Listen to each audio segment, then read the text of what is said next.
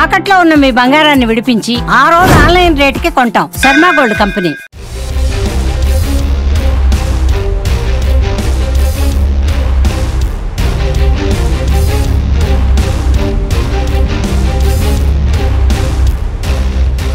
Right, నమస్తే Suman TV. నేను మీ శ్రీనివాస్. ఈరోజు మనం పిఠాపురం నియోజకవర్గం ఉప్పాడ చుట్టుపక్కల ప్రాంతంలో నివసిస్తున్నటువంటి గ్రామాల చోటకైతే రావడం జరిగింది. సముద్రపు రాకాసి అలల తాకిడికి ఇక్కడ నివాసం ఉంటున్నటువంటి గ్రామాలు గుండెల్లో చేతిలో గుండెలు పెట్టుకుని జీవనాన్ని సాగిస్తున్నారని చెప్పవచ్చు.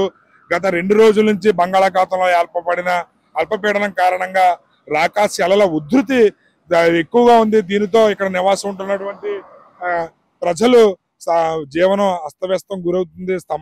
నిజంగా చెప్పాలంటే ఇక్కడ నివాసం ఉంటున్నటువంటి గృహాలు ఏవైతే ఉన్నాయో అవి రాను రాను సముద్ర గర్భంలో కలిసిపోతున్నాయి. ఇప్పటి వరకు సుమారు 18 ఇల్లు వరకు కూడా సముద్ర గర్భంలో కలిసిపోయి ఇంకో 40 ఇల్లు పాక్షికంగా దెబ్బతిన్నాయి. మీరు ఇక్కడ గమనించవచ్చు.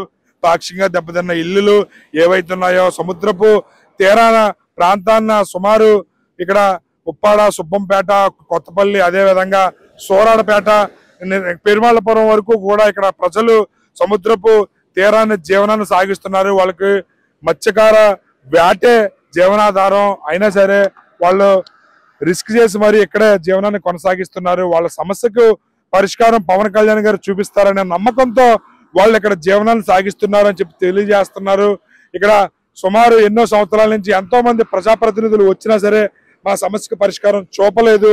పవన్ కళ్యాణ్ గారు కేవలం సంవత్సరంలోనే మాకు రక్షణ గోడకి సుమారు 323 కోట్ల నిధులతో ఇక్కడ ప్రతిపాదనలు పంపడం నిజంగా మేము ఆనందిస్తున్నాము. పవన్ కళ్యాణ్ గారు అది పూర్తి చేస్తే ఆయనకి గుడి కట్టుకుంటామని చెప్పి కూడా తెలియజేస్తున్నారు. రాబోయే అతి కొద్ది రోజుల్లోనే వాళ్ళ సమస్యకు పరిష్కారం దొరకాలని ఆశిస్తాం. వాళ్ళ సమస్య మరింత ఉధృతం కాకుండా ఈ రక్షణ కూడా వాళ్ళకి రక్షణగా నిలబడుతుందని చెప్పి ఆశిద్దాం. రాబోయే రోజుల్లోనే అది నెరవేరాలని కోరుకుంటూ మీ శ్రీనివాస్, సుమన్ టీవీ.